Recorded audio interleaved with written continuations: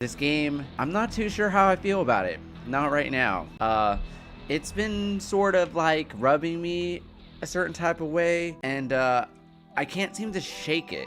I talked about it a little bit yesterday at the end of my second or third stream of Metroid Prime 4, and then I talked about it a little bit more on my Kirby Air Riders, my last Kirby Air Rider stream, and it was just something that just sort of like carried over and just like kind of like clung to me, right? Like I couldn't quite like shake the feeling of what like Metroid Prime was becoming. So like I don't know if this episode is going to be more, I don't really know what I'm expecting going into this episode. Am I going to be looking for like, what is it? Qualities or traits or elements of the game that could redeem itself? Or am I going to be looking for more things to criticize? But for the most part, there are things about Metroid Prime 4 that I'm coming to like just sort of dislike. I mean, there are obviously pluses to the games, like the weaving of the narrative into the story. So like there's just a slight more story focused layer that's added to it. There's like I said, there's a narrative adjustment, a narrative focus. The graphics couldn't be better. It looks beautiful on Switch 2. The performance is great. I love all the new features, the mouse feature, the way you move, the fluidity, the mechanics. All those things are great. The gameplay is phenomenal. But in design, I'm finding it's falling short, as in a lot of it is very linear right now.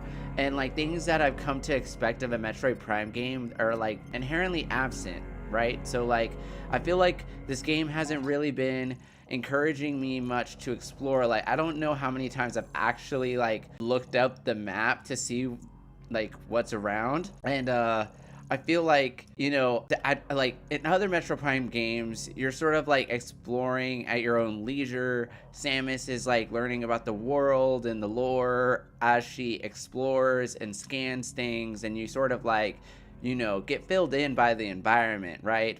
And you sort of stumble upon secrets and things, and you figure things out on your own, and it's very exploration focused. So like, I mean, I get that like they're tying in like this narrative focus where there's like actually some story to this game, whereas in past games like there wasn't like as much story but like more lore focus. Excluding if that's the case with the third game, Corruption, please note I have not played that game, so I'm not lumping that in with that game. I've only played Metroid Prime 1 and 2, so like bear with me. But like it's the where you come to expect from a Metroid Prime game is that you're exploring these exotic environments, and you're like encouraged to look through everything. You're encouraged to backtrack, and like the environment is really immersive and something that you want to enjoy. But there's just elements of this particular game that are just too tight, I'd say. Like we're following a very not narrative, but very linear flow. And I mean, something like this is not something that I would come to expect, even if they were trying to like make this more of an open world game. If they were trying to make this more of an open world game where it was like more like Breath of the Wild, for instance, where there is like, some narrative, but like it's very, very focused on exploration. Or like Tears of the Kingdom, where there is a story, but it's very, very focused on narrative. That's not what I meant to say. It's like where there's some narrative, but they're very, very focused on exploration. That is to say, like this game is not going in that direction. It's too linear to be like that. Like right now, I feel like it's way too linear. I'm not being encouraged to explore as much as I would like to. I feel like I'm just, that's what I was trying to say, was that like it feels really tight in terms of between checkpoints. I feel like I'm trying to rush through the game to get to the parts where I can explore, but right now I'm not like really interested in exploring this Gold Forge. There's like nothing really going on here. It feels very generic in design.